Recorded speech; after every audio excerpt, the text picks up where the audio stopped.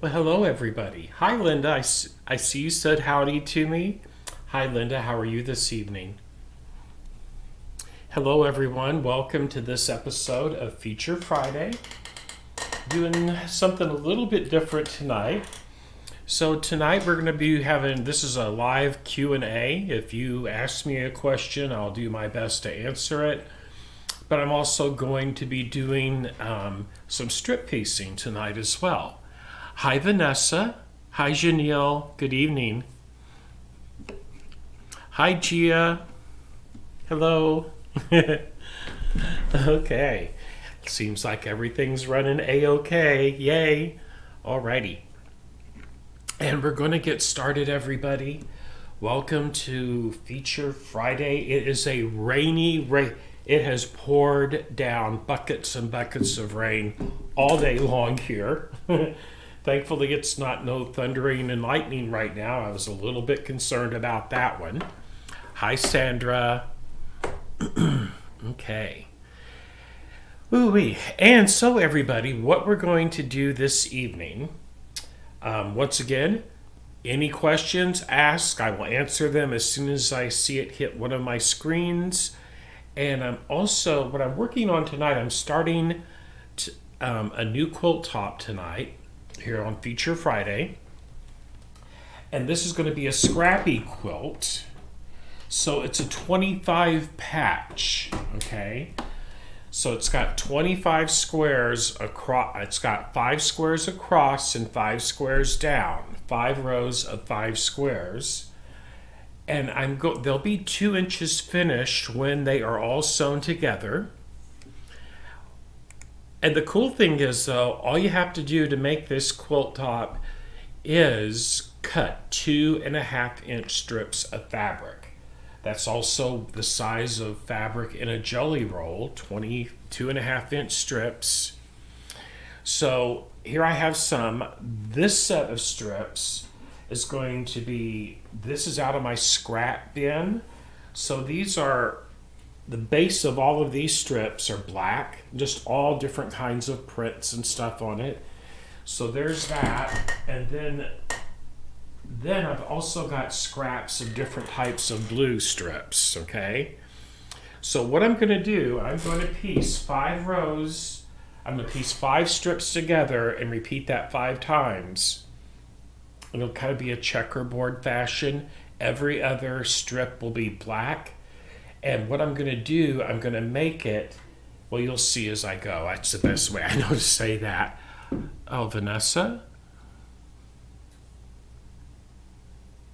Vanessa, that will be fine. You do not have to use 100% cotton thread when you piece a quilt. I use this thread I have right here. Hold on. This is what I'm piecing with tonight. This is Madeira Arrow Quilt. It's 100% polyester, just like serger thread is 100% polyester. It's all good. Don't worry about that. You'll be fine. I actually like piecing with polyester thread because it has much less lint buildup. So that's a wonderful thing. Oh, hi, Linda. Hi, Beverly. Hi, Marcia. Hi, Mike and Linda. Hi, Cinda. Good evening. All righty. Okay. So I'm going to swap my oh, you're welcome, Vanessa. So I'm going to swap my camera over here so you can see the machine. I'm on the Altera tonight. I have my stitch length set at 1.8. Hi, Carol. I have my stitch length set at 1.8. Oop, let me swap that camera over. And as you can see, I have the digital dual feed foot on. And what I'm going to piece with, so I get my accurate 1/4-inch seams, I have the 1/4-inch plate. Oops, right there. See that? Right there. 1/4-inch plate with a little edge guide. Let me zoom in here a little bit better. There we go. There we go. Now you can see it. That is the plate that attaches to the digital dual feed foot. That is the 1/4-inch plate. Okay.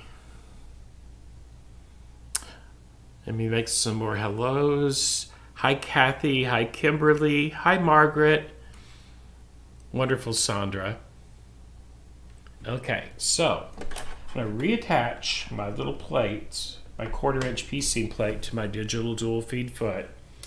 And for this row, I'm going to start with a black, and then I'm just randomly picking these. This is supposed to be scrappy. And listen, when you cut it up like this, you're going to end, regardless of what it looks like at this stage, it'll look totally different once it's sewn together. And then I'm going to cross cut it into every 2.5 inches also. So this will be like 25 squares per block, but I'm not cutting a single square by itself. God, I hope that made sense. Out of my stash, there's some juvenile prints, but you know what? It's going to get cut up small. It will just be fine.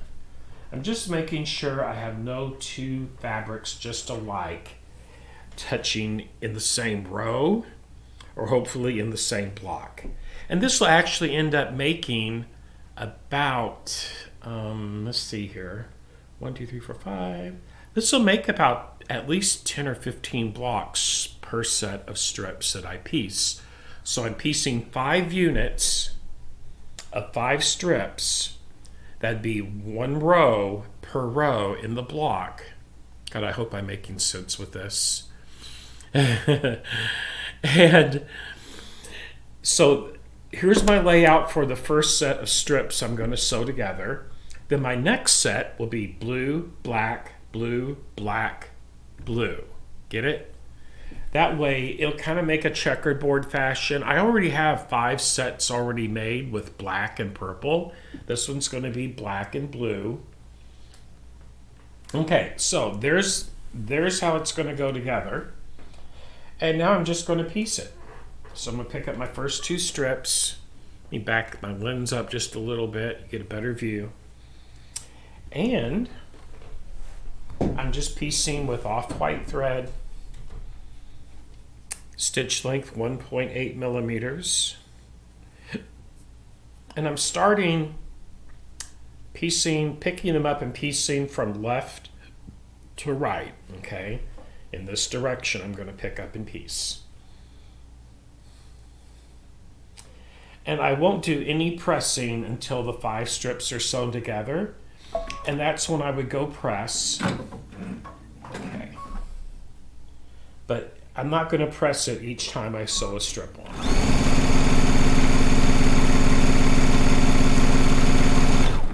And let me just turn my laser beam on for my little needle beam seam guide. I'm going to up that. This is the Altair. So I'm just going to move that over to 10 millimeters right here. And now this will line up perfectly with the edge of my fabric and give me a perfect 1/4 inch seam.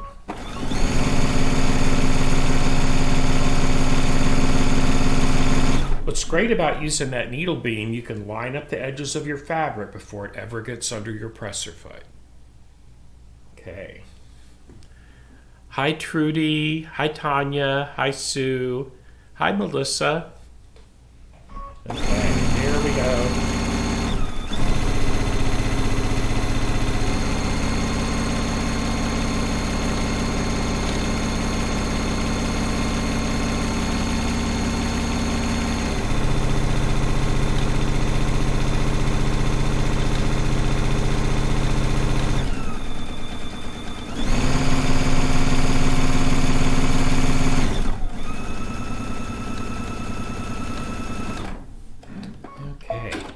Oh my goodness, 2 strips are sewn together. What is your table attachment called? Linda, I've heard you mean this right here. That is the extension table for the Altair. I think that's what you're asking me.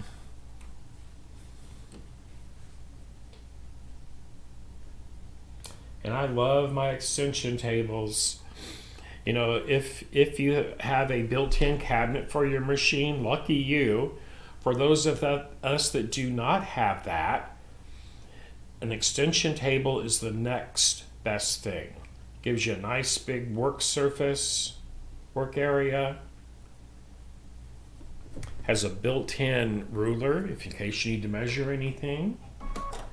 And this is an extension table made and sold by Baby Lock, and it perfectly matches your machine. They make one for almost all the machines that they make. I have one for the Solaris, and I personally prefer the solid white extension tables because it totally matches your machine, and it actually helps reflect light that makes your work area even lighter than what it is. And there's storage underneath this extension table to hold your knee lift. So there's built-in storage underneath here where your knee lift will just snap into place under there, and you have a nice safe place to store it.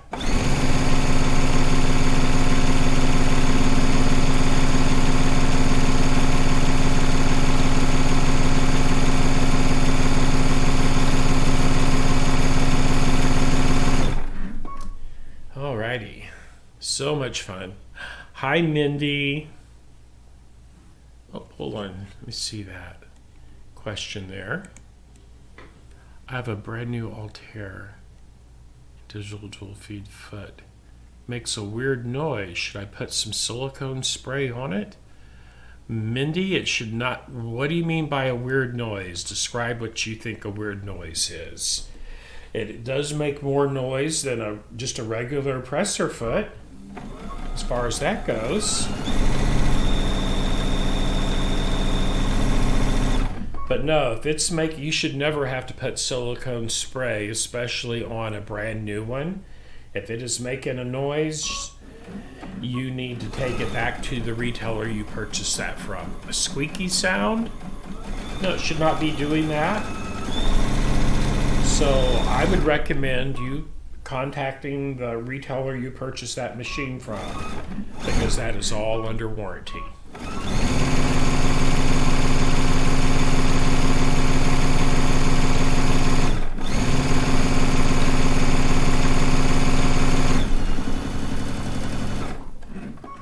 Your retailer will take good care of you on that, Mindy. Okay, so there's 3 strips. Now you can see that right there. Now see, now that I have that sewn down, my squares will actually finish 2 inches. That's what this measurement from seam to seam is right here. So this quilt top will have nothing but, once it's cut apart and re-sewn back together, it'll just look like a bunch of 2-inch squares sewn together in a block, without having to cut out all those pesky little squares. That is time consuming. It's much easier, as you can see, just to sew down a bunch of strips, and then they'll cross cut them across like this. Since these are 2.5-inch strips, I would cut 2.5 inches like this, and then I'll have strips of 2-inch squares already sewn together.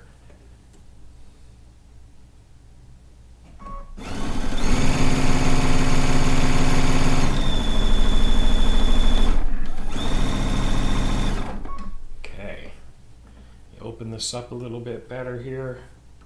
There we go.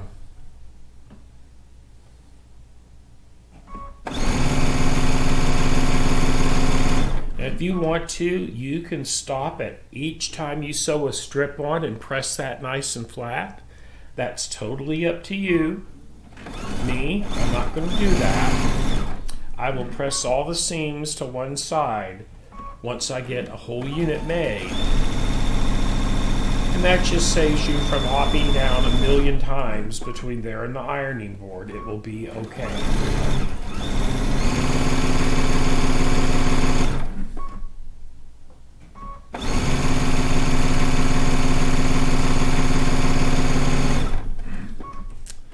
Let's see. Hi, Birdie.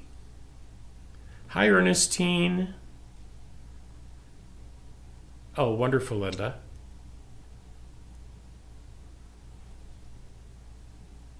Oh, congratulations, Kimberly. I have a Sew Steady table as well for this machine.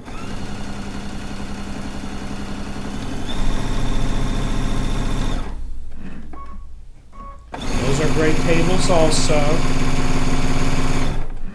But for whatever reason, with my eyesight the way it is now, it just really, seeing through the table can kind of throw my visual perception off just a tad. And that's why I don't use it. If I'm going to do ruler work, I use the Sew Steady table. It is a little bit larger than this one, but for most purposes, I use this one right here. Sew Steady makes a wonderful product. Now, for our sergers and our Sashiko machine, those are clear tables like a Sew Steady table. I just pulled my thread out. Let me rethread that needle. Here we go. One more strip on this one and this set. And listen, everybody, when you make something like this, sewing a bunch of strips together that you're then going to cross-cut into smaller units, this is called a strata. S-T-R-A-T-A, a strata. What you're piecing are stratas because once you cut them apart, then you actually have strips of small pieces already sewn together. This can be used for any square shape or rectangle. You can even strip piece 45-degree diamonds using this method to make stars.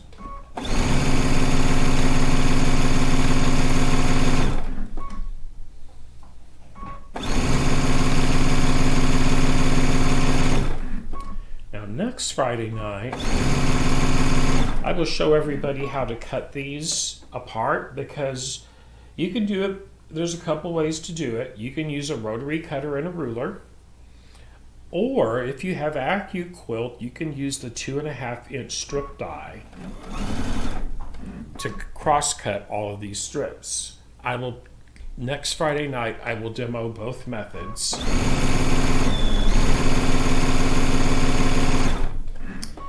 And I will say, I would normally I would use if I had AccuQuilt for what I'm doing here. I would prefer to use that to cross-cut with. However, if I don't have one, it's also equally as good to use a rotary cutter and a ruler.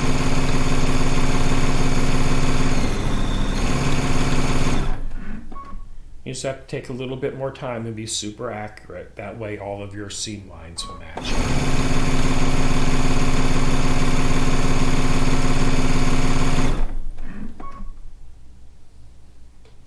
As you can see, I'm not just rushing this through.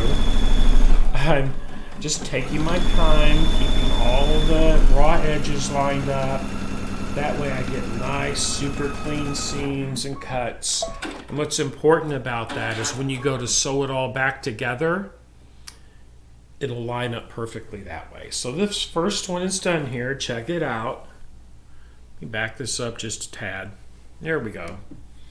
But there's that first one. And check out some of these wild fabrics. You might think, oh gosh, I would never want that in a quilt. But remember, this is going to be cut apart this way into strips. And these will just be 2-inch squares. So the big loud prints, you're never going to see it after it's cut up. Wonderful, Kimberly. Oh, Trudy. Oh, hello. Just a second there. Let's see here. I'll make sure I answer all questions. Just a moment.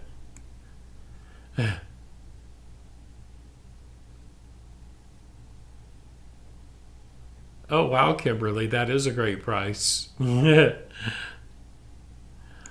Trudy, I think there's about 8 machines in the studio right now. I'll try to do them.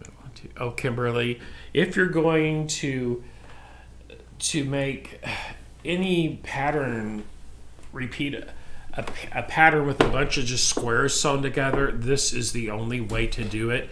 It's 5 times faster. It truly is.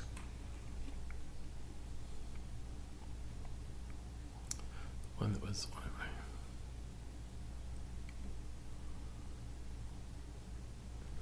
Okay, Cinda, let me see here.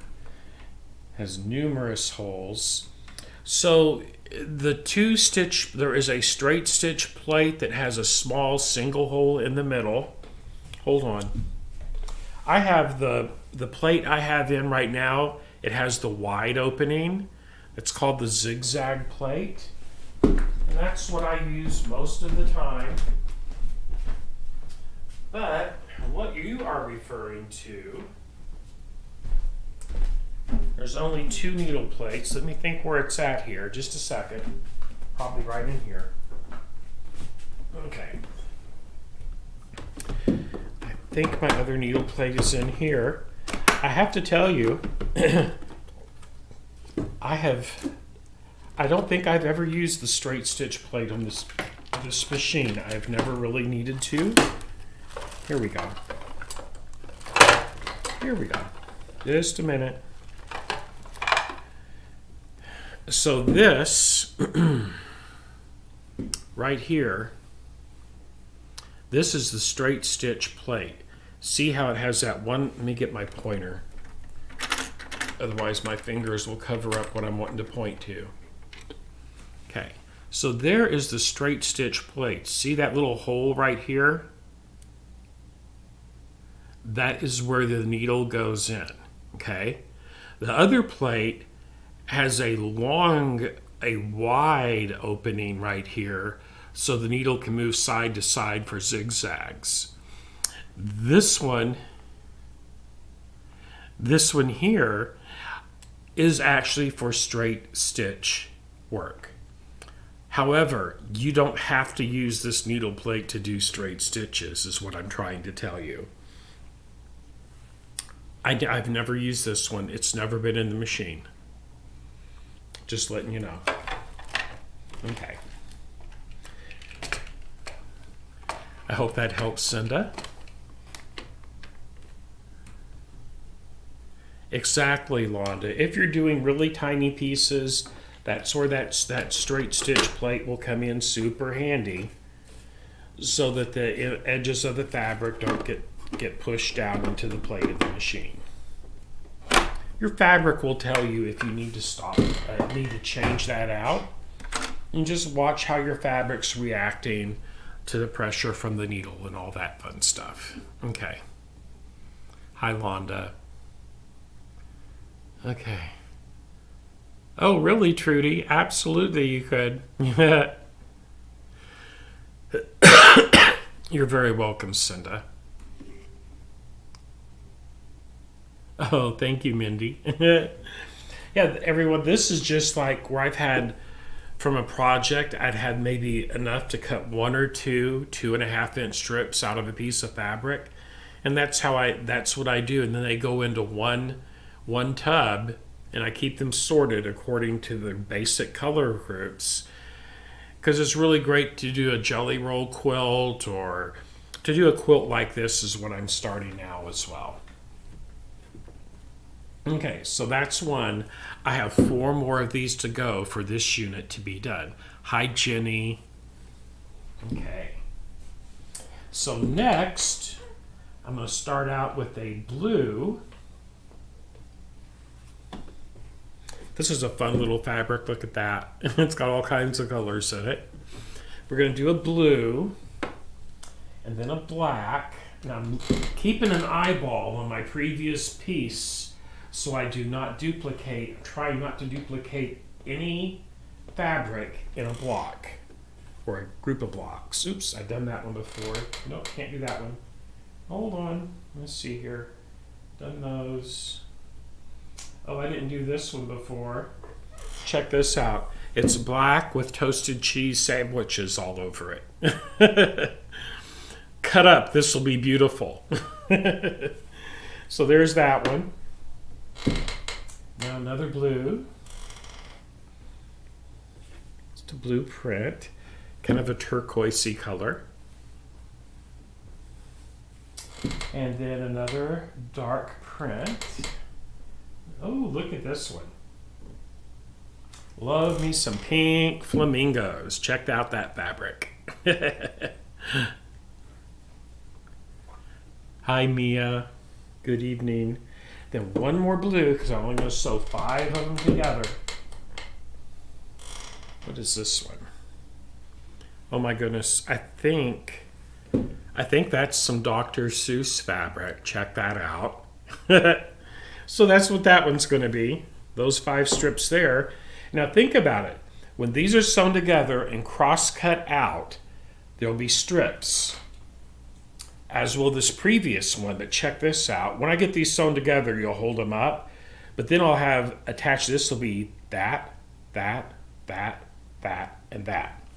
Let's get those 5 sewn together and you'll get a much better look. I can arrange it so you can really get a good idea of what I'm trying to pull off here. Oh, Kimberly, I love fun fabric also. Hi, Judy from Memphis. Oh, Kimberly, I love avocados anyway. Avocado fabric would really be fun. Okay. So we're going to sew these 2 together first. There.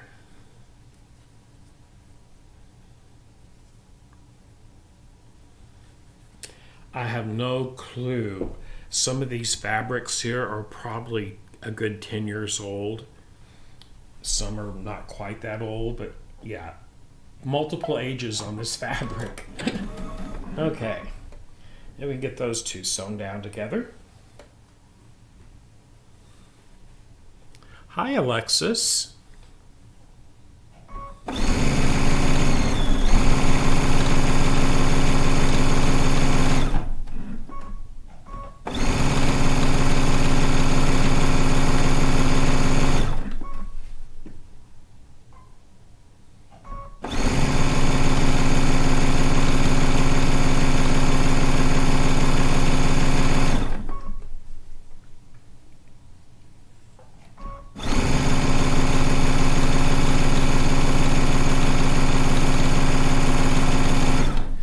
Everybody, when I'm doing this, I am not watching my needle. I'm watching the edge guide on that foot. Let me bring that in a little closer. I'm watching the metal edge on the foot, and I'm also watching that laser beam. I never look at the needle as I'm sewing. If you do that, it's going to throw your eye off. It'll throw everything off, and you'll wobble as you're feeding fabric.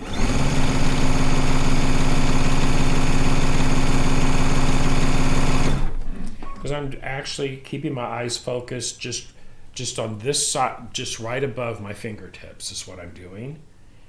And by doing that, I can adjust it to the right or left as I need to. And it just makes it super easy and accurate that way. Give that one a cut. Let's get that opened up. Then we'll add another strip to it.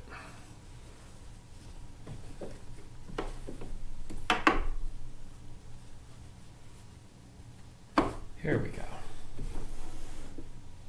Now I'll put a blue on the side of the toasted cheese black Sam's.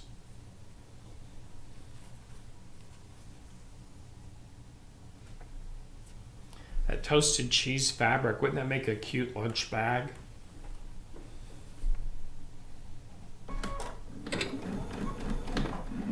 Okay.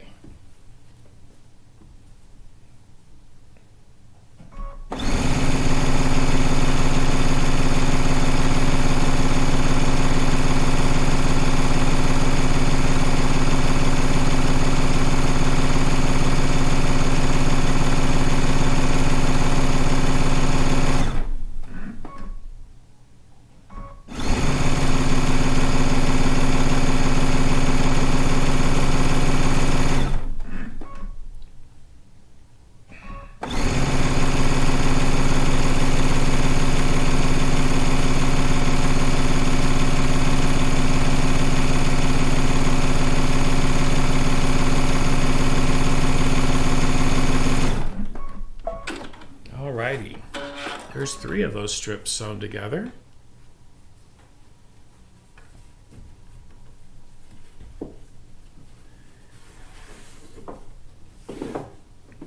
I just open them up, and then once they're all sewn together, that's when I will actually go press them.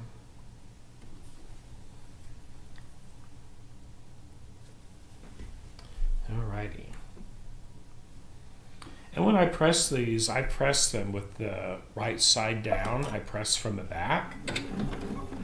And that way, I can control which direction the seams go in.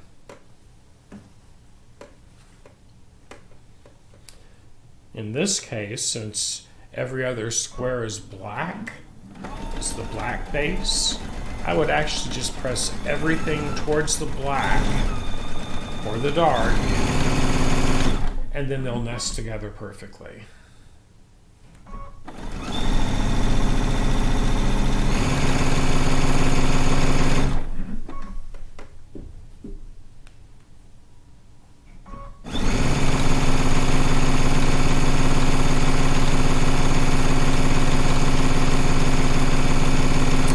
And yes, this would be a great type of quilt top to piece using a serger, everybody. If you have a serger, this would be a great serger worthy quilt top project to do on a serger.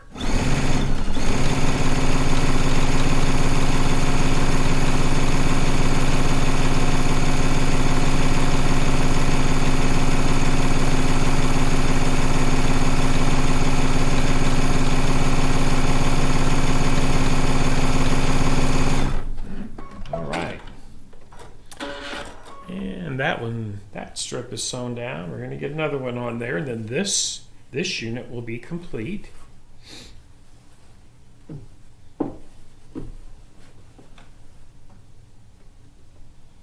if a person wanted to, you could just do this by buying 2 different fabrics to cut your strips out of to sew together. You wouldn't have to make it scrappy. But you know what? I kind of like a scrappy look sometimes. It's a more relaxing thing to piece because you don't have to worry about how one fabric's going to look against the next, because in this case, no 2 fabrics are alike in a block. So it really and truly is not going to matter the order in which they're pieced together.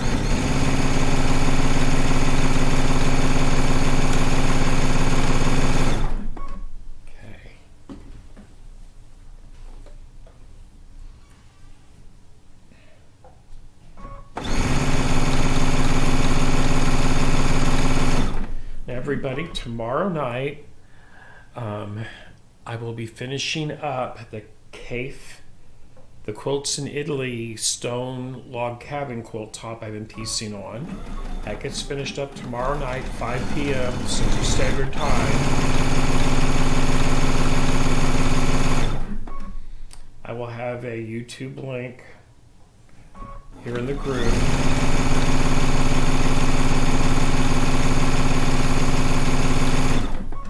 I think I've got 3 rounds to finish around that quilt top to have it done.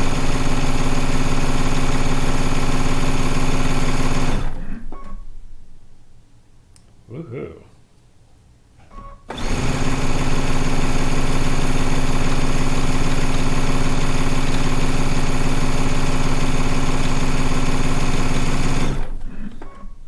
And number 2 is now done. Now we're going to have a look at this to see what it would kind of look like sewn together. Now that I have 2 units done, I'm going to fold this in half. Hold on here.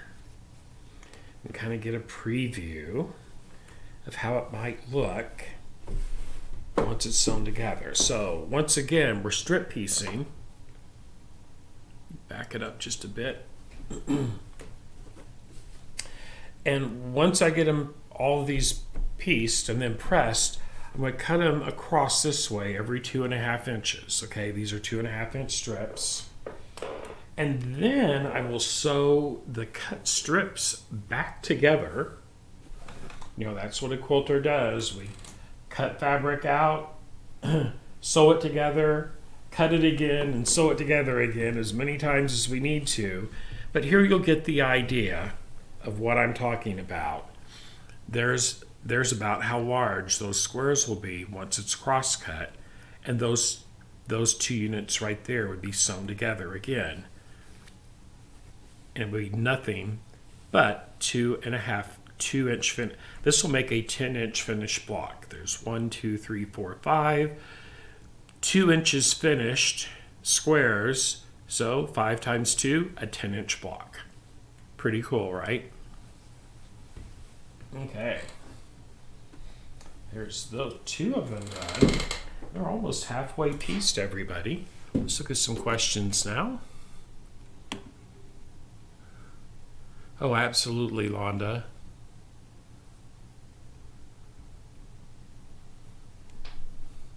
Well, Londa, sometime, that's a wonderful question.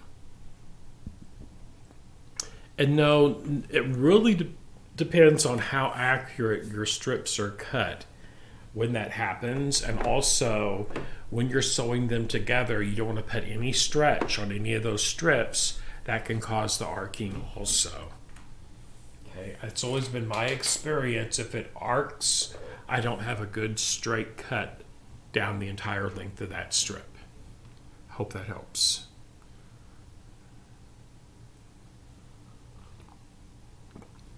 Kathy, pressure foot you are using.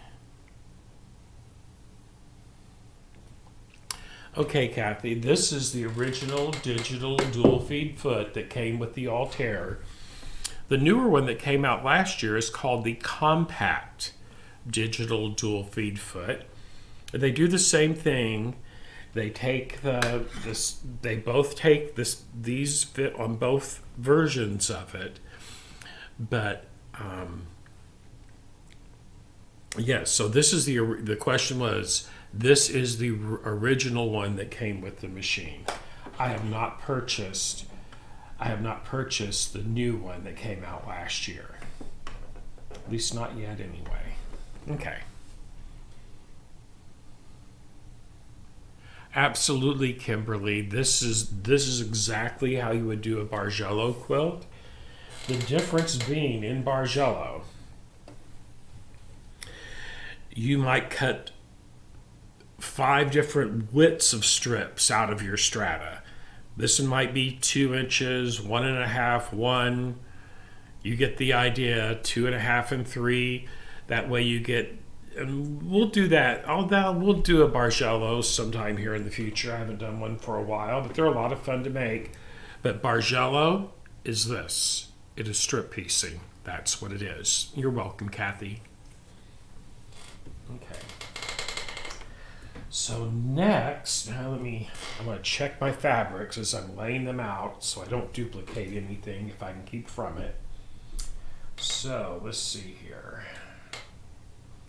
There's some cute cupcakes. Cupcake strips. I'm going to say that one really fast. And did I use that one already? Yes, I did. So we're not going to use any more of those in this block. Oh, here we go. These have different wristwatches on them. Check that out. Back that up a little bit. There we go. Different wristwatches on black. So we'll put that in the number 1 position. Then I think we'll put some pretty seagull fabric next to it. Check this out. Seagulls, right? Yes. Or I think those are actually called terns, I think, to be really precise. And then I need some more black-based fabric. What is this? This has a little school of scissors and addition. Let's see that right there. Well, that's going there. And then another blue. Let's do this one here next. Different type of a mottled blue. And then one more of the black fabrics. Oh. There's something colorful in this one here. That's a pretty one. It's got all types of letters on it. It's on a black background. Yes, we'll put that one right there. So this will be our third set.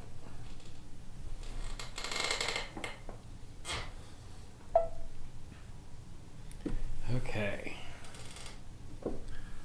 Oh, you're welcome, Kathy.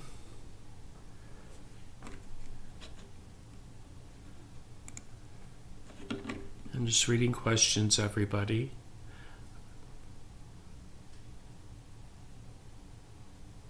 Oh, Sandra, thank you. Oh, that you're so kind. Thank you so much. I'm glad that is helping you. Hey, listen, everybody. Those of you that really know me, some of you have been following me for a few years now. I am a fourth generation quilt meter, and quilting is my passion.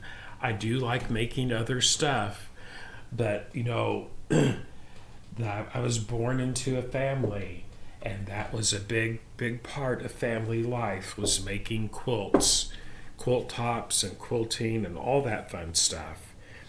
And it's just something that when it's in your blood, it's always there. And you might leave it for a while and do other things, but you'll always come back to it. And that's a good thing. It really is. Gives some continuity in life. Okay. Let's get some more strips sewn together.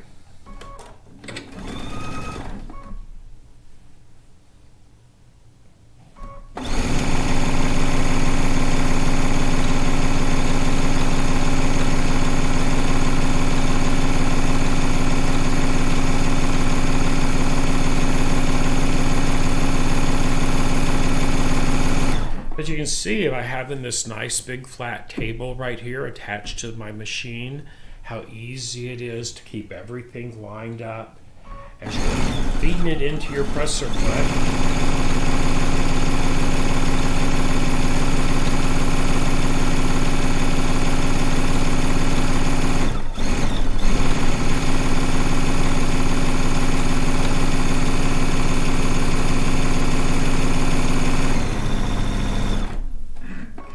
There's two done together.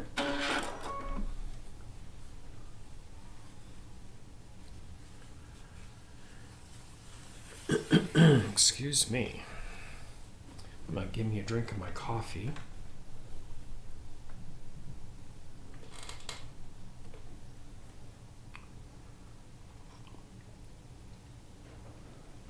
Okay.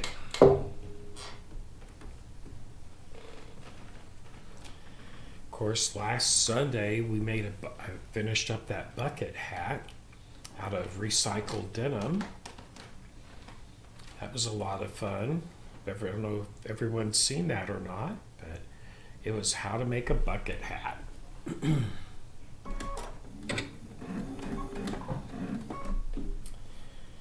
Hoo-wee.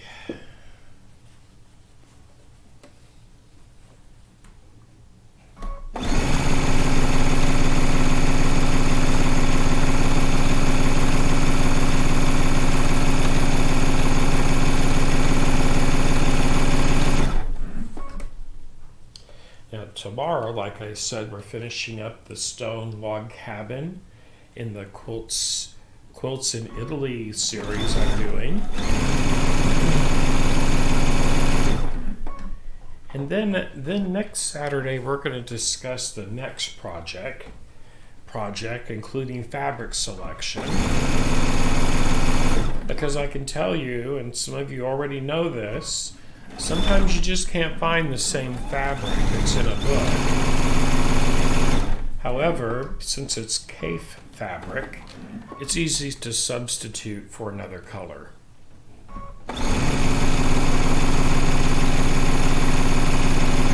Which is what I will be doing for the next quilt myself. I have found some of the fabric that's listed in the book, but there's an easy way with Kaffe fabric especially to sub fabric according to the colorway.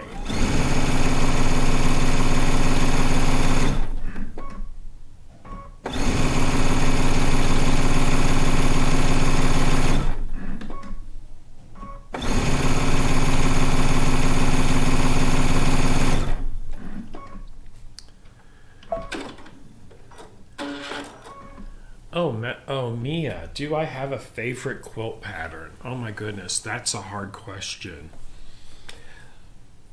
What always pops to my mind when someone asks that, and by quilt pattern, that means we're going to talk about a traditional quilt pattern. I would have to say log cabin is one of my all-time favorites. And I think the reason is because my earliest memories of sleeping under a quilt when I was a little bitty kid was a log cabin quilt that my Meemaw made. And it was a traditional log cabin quilt, but back then they didn't go out and buy new quilting fabric. Shoot, back then there was shirting fabric. So that log cabin quilt, and I remember, was made up from used clothing. You know, you can take shirts that are 100% cotton and deconstruct them and cut strips out of them, and you get, believe it or not, you can get quite a bit of fabric out of one recycled dress shirt.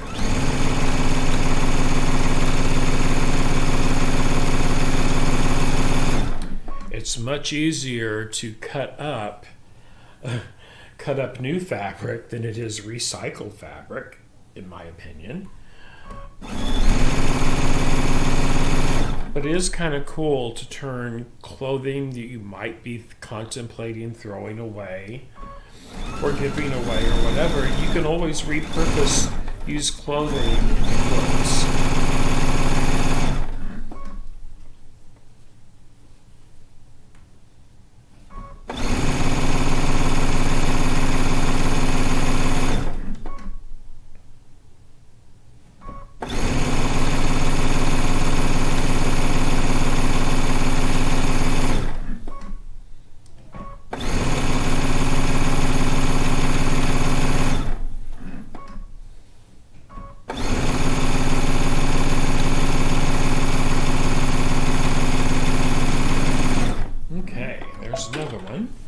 We just have one more strip to add to this, and this group of strips this piece will be done.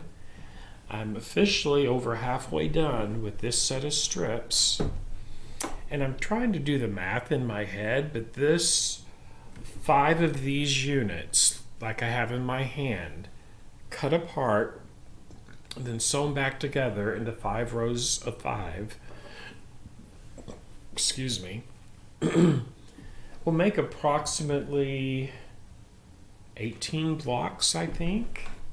18 10-inch blocks.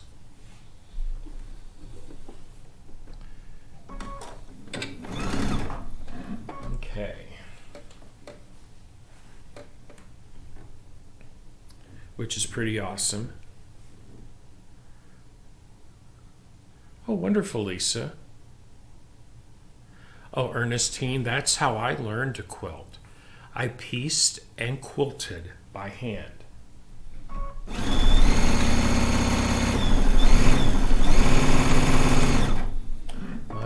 My Meemaw, my 9 aunts, they all pieced and quilted by hand. There was no machine piecing, no machine quilting back in those days.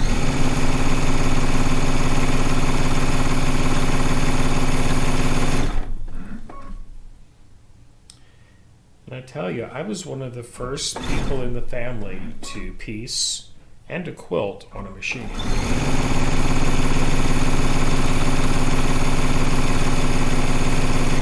I was called a traitor to the craft. But then slowly, a lot of them migrated into doing machine piecing as well. They never did do any machine quilting, but they did cave in and start doing some machine piecing.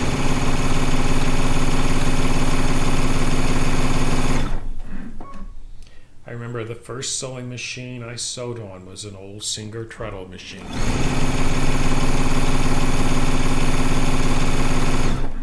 And boy howdy, I thought that was a lot of fun back then.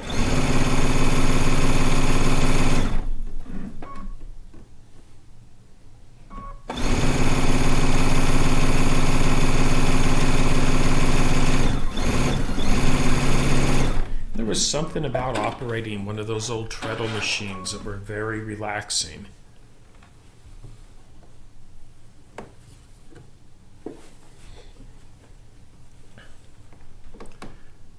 Let's see here. I'm reading comments right now, everybody. Oh, hi, Stephanie. You're fine.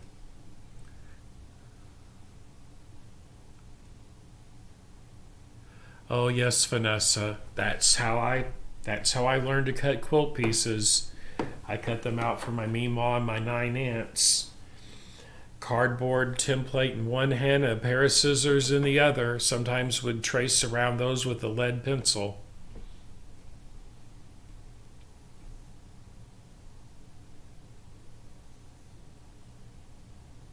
Absolutely, Mia. And listen, if you think about it another way, if you go to a thrift store, sometimes you can get 100% cotton dress shirts and stuff that are perfect to cut up for quilts. Well, Linda, there's some in the family that still has a few of them. However, I lost all of my quilts in 2008 in Hurricane Ike. None of my quilts survived that. My family quilts and all that fun stuff. I lived on Galveston Island, Texas, 2008. Hurricane Ike came ashore and flooded 90% of the island. That's where all of my quilts went. So I'm just making myself new quilted memories now. It's all good. Yes, Mia, I love going to thrift stores, and that's what I do. I will go through the men's section and the ladies section, not looking for stuff so much to wear, but what type of fabric is in those clothes, because it's also a great way to buy silk and wool as well. I buy a lot of silk and wool at thrift stores for projects. Excuse me.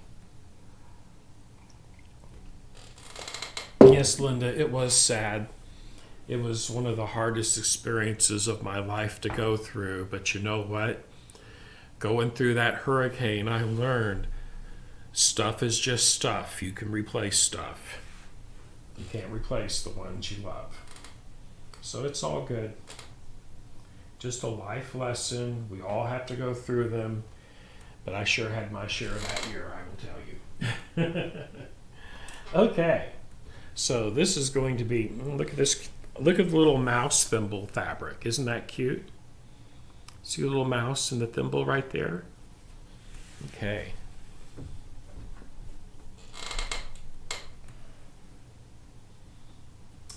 And let's see here. I don't think I have any of this. Spread that out where I can see it better. Nope, I don't have that one. That one can go in here. It's got hairbrushes and blow dryers and hairspray and scissors. Okay, that can go right there. This is going to be a colorful one, everybody. Oh, I like that one a lot. And then I'm going to put, oh, this will look cool. Here we go. Just a minute. Check this one out. It has fishing lures all over it.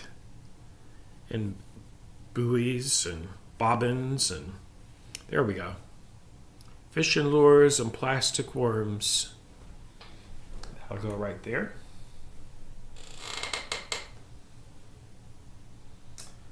Oh goodness, this is a fun fabric. Look at this. It has little witches' hats all over it. Isn't that cute? Little blue and purple witches' hats.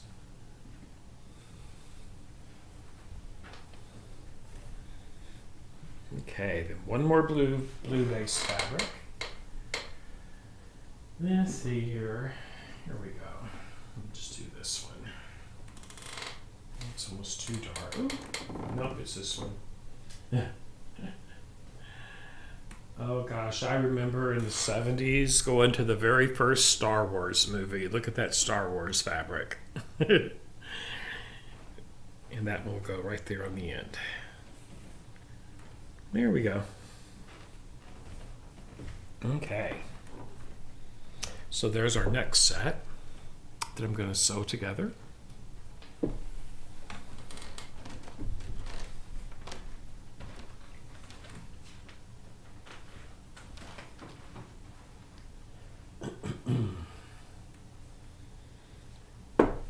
going to give me a drink of my coffee after I get these two strips set together. Okay. So those of you that go camping, do you travel with a sewing machine when you go to a campground? Curious minds want to know.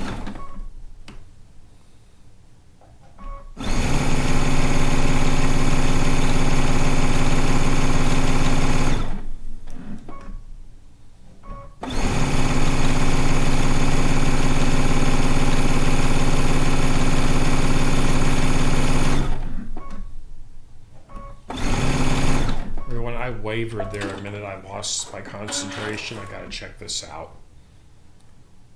Oh, it's fine. It's fine.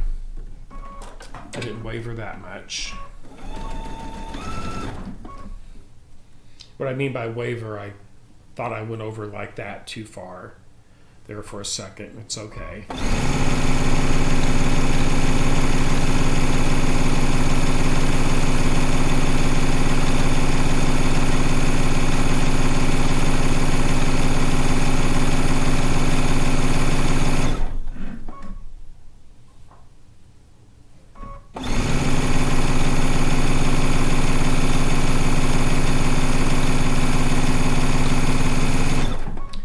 See, everybody, I'm also kind of timing myself because I'm going to estimate how long it takes to piece all of these to do approximately, let's see, 2.5 divided by, I don't have a calculator near me, do I? Wait a minute here. Let me see here. Oh, come here, you. Here you go. There we go. I'm going to pull up a calculator here on my computer screen so I know the answer to this. 40 divided by 2.5 equal. So this will make 16 to 17 blocks per group. What I'm doing right now, I get one more done past this one, and I'll have pieced enough of these to make at least 16 quilt blocks, 16 10-inch blocks, in case anyone is wondering. Probably more like 17, I would think, but at least 16 anyway, minimum. Okay, let me get this started. Then I'm going to get me a drink of my coffee. And everybody, when I piece, I have my foot pedal attached.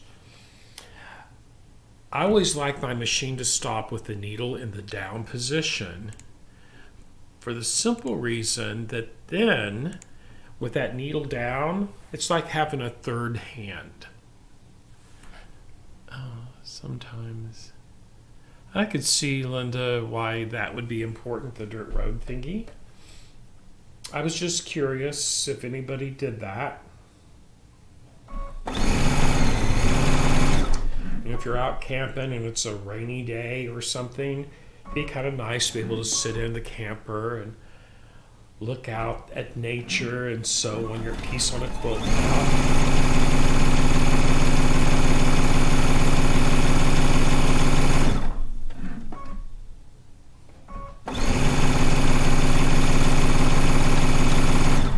To do a lot of camping when I was a kid. Growing up here in Illinois, we'd go down to Lake Shelbyville and go camping a lot.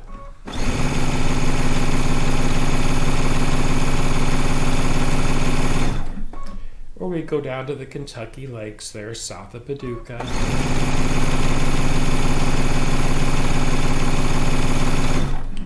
Or over into Missouri at the Ozarks and go camping there. Good memories.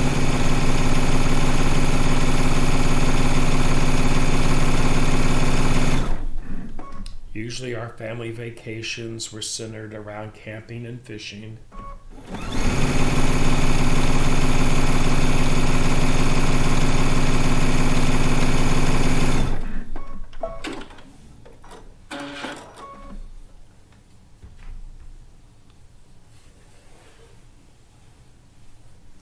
Oh, wow, Londa, that's awesome.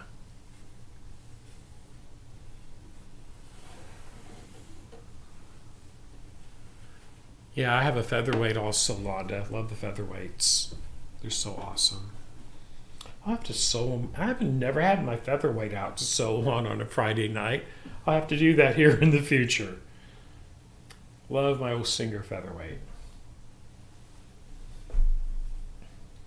They're such a cool machine. And honestly, they're such little workhorses. My goodness.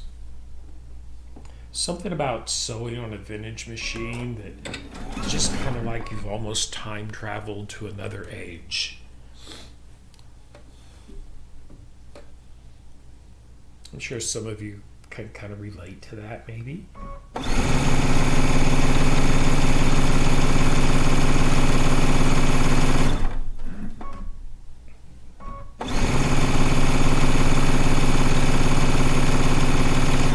It's always good to sew on a vintage machine, and then that sometimes it'll really make you appreciate some of the modern things we have on machines today that they didn't have back then, like that little button there with the scissors on it.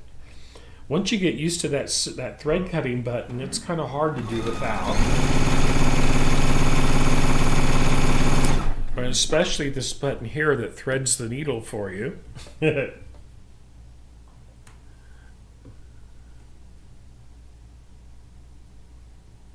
Oh, wonderful, Linda.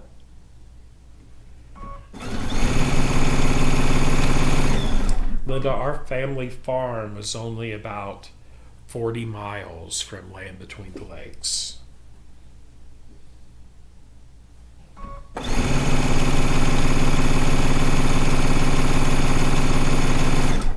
And let's see, and it was only about 15 miles from the ferry boat crossing that went from Cave and Rock, Illinois into Kentucky.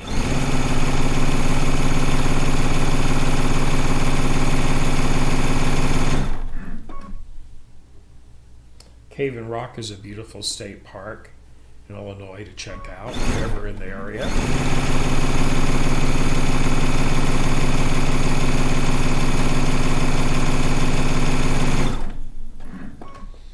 Okay, one more strip. The Star Wars strip is next. There we go.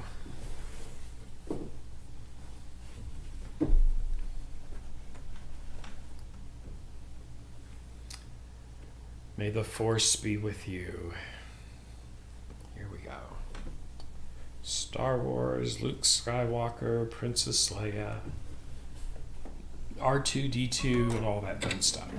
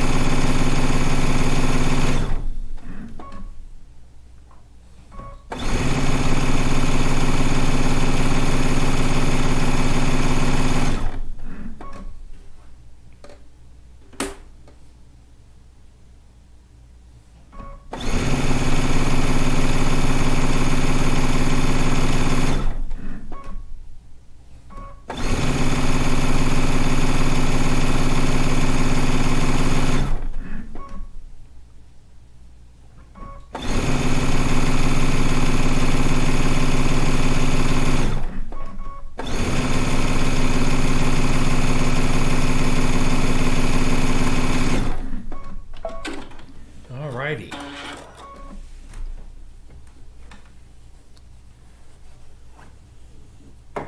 Oh, wonderful, Linda. So there's that one. Check those out, everybody. Alrighty. Oh, wonderful, Barbara. That sounds like fun. Wonderful.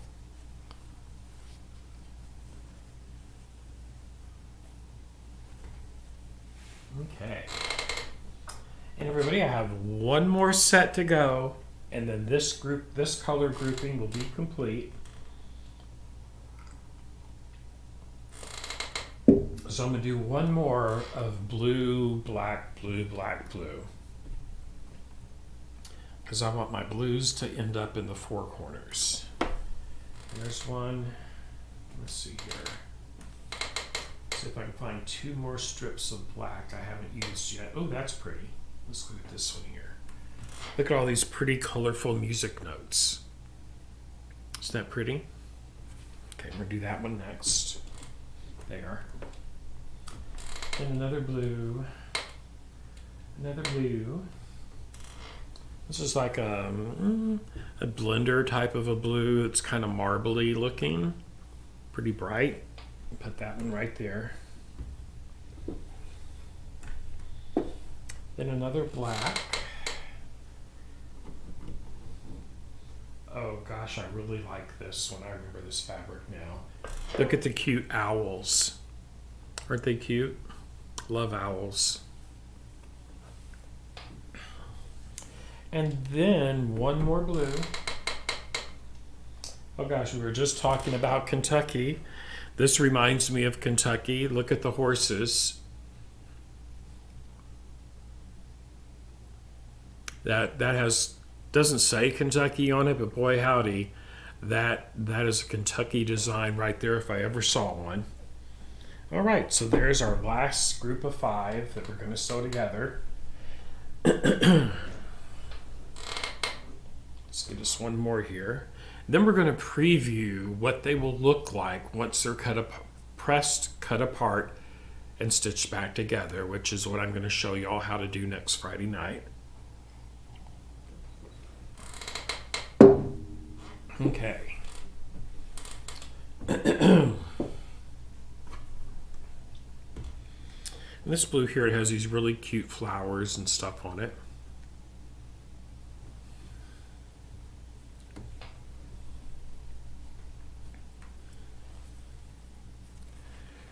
Of course, right sides together.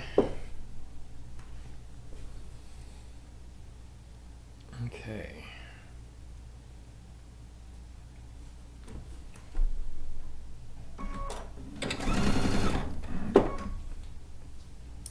And we're off.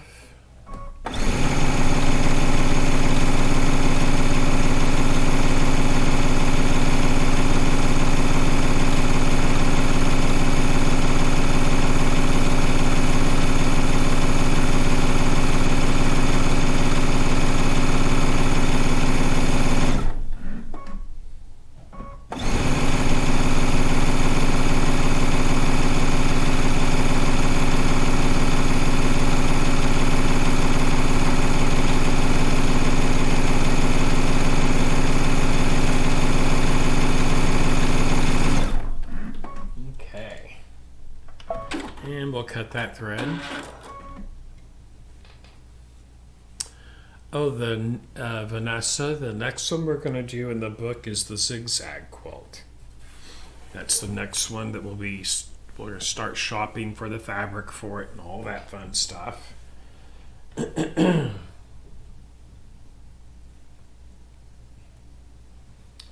And honestly, the best way to do this, if you have a local quilt shop that carries CAFE, take that book with you to the quilt shop to buy the fabric.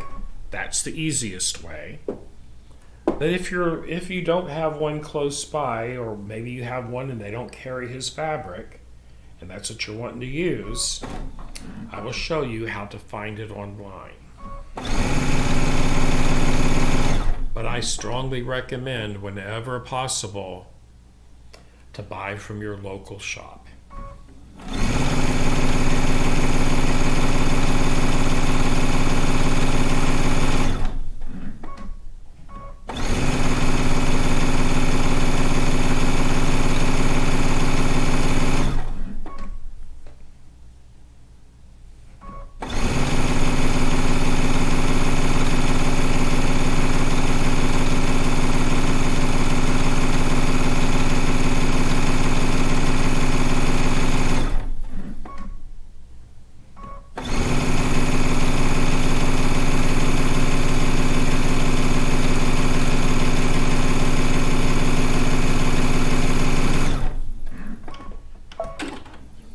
as you can see, we've just been sitting here relaxing, chit-chatting.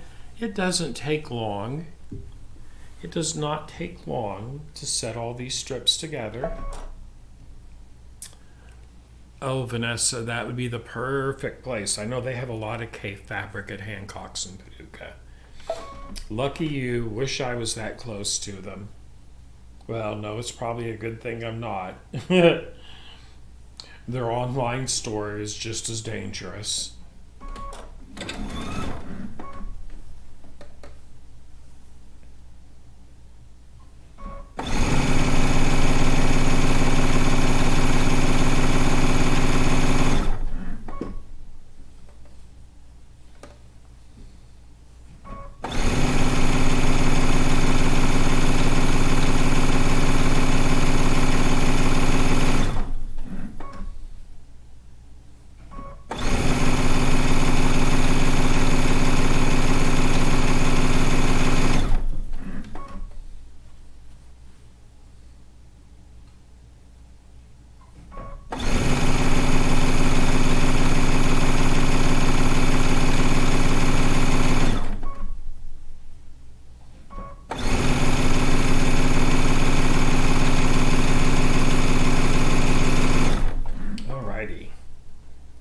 There's strip number 4 sewn down.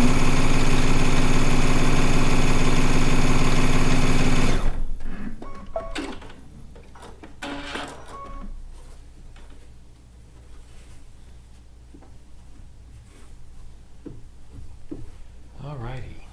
Then we just have our horsey fabric. I wish I could, Vanessa. I wish I could.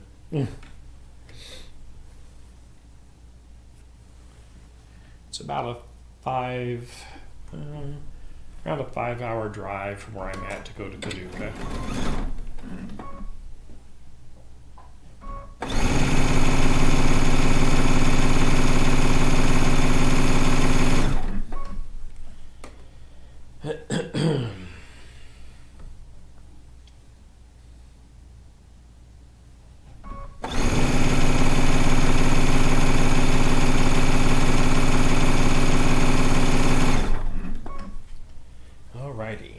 Getting on. Alrighty. And as relaxing as this is, the key to strip piecing is this, okay? You have to have consistent seam lines, okay? And accurate cutting. That means when we go to set our recut strips together, they'll just fit right in perfectly.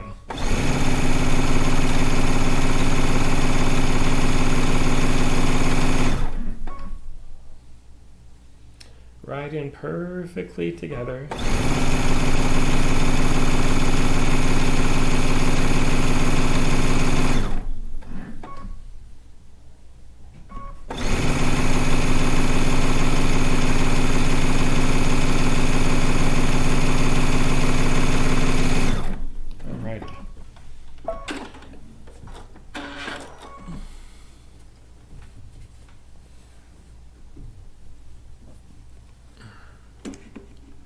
Oops.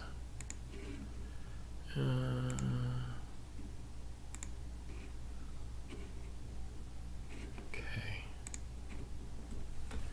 So there's all 5 of my units done. Now what I'm going to do, we're going to preview a sneak peek of what this would kind of look like after we've done all of our cross cuts. Let me do something here. Hold on. Here we go. After I make my 2.5-inch cuts, let's see here. Get a little sneak peek at what this might look like.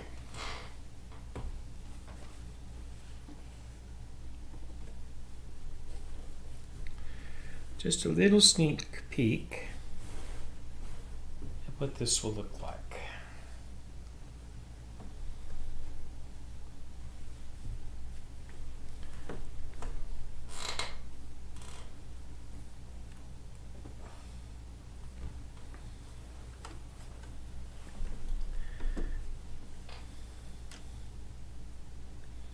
I think most of you already knew what I would do, but you can talk about it all day long, but getting a visual just kind of makes it all come home together. There we go. One more.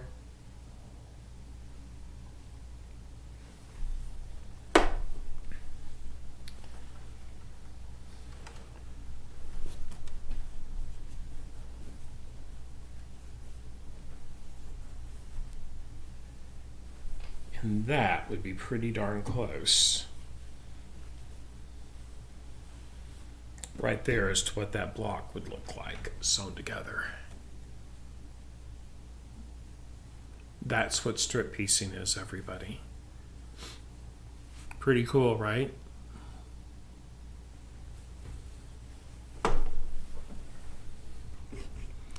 Okay. Let me check for messages.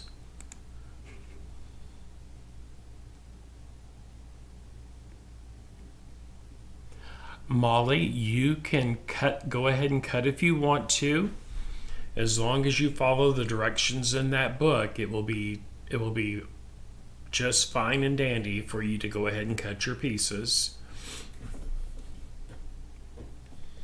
And you see that this right here is enough for 16 to 17 10-inch finished quilt blocks. That's a lot of blocks. And it only took a little over an hour. If I hadn't stopped and chatted, this only took 1 hour to stitch together to make over 16 quilt blocks. But next Friday, I will actually demo 2 different ways to cross-cut these units that I just made. And that's what we'll be doing next Friday night. I'll continue this strip piecing series next Friday night. Okay. Thank you, Mia.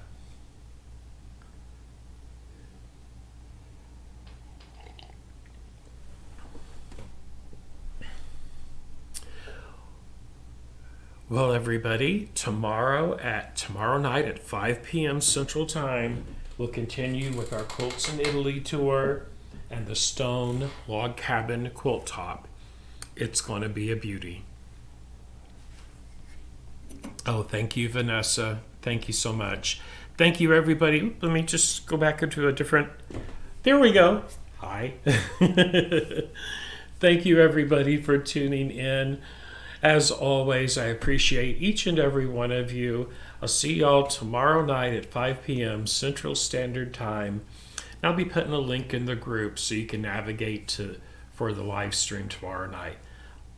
Thank you again, everybody. Have a wonderful weekend. Have a wonderful night. I'll see you tomorrow. Bye, everyone. Thank you.